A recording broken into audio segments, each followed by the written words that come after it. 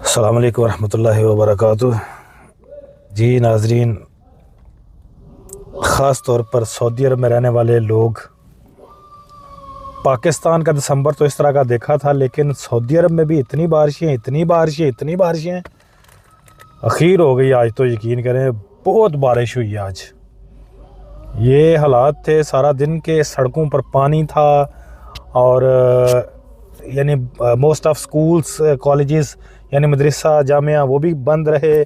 फिर बहुत सारे प्लांट्स आज यानी मकातिब जो थे वो भी बंद थे, दफातर और ऑफिसेज़। और इसके अलावा जहाँ पर काम हो रहा था वहाँ पर भी 3 बजे 4 बजे छुट्टी करवा दी गई, यानी हाफ डे भी किया गया। तो मैं हैरान था कि सऊदी अरब में ख़ास तौर पर जुबैल में बड़ी बारिश हुई है। बाकी शहरों का आपको पता होगा। अस्सलाम वालेकुम रहमतुल्लाहि व बरकातुहू।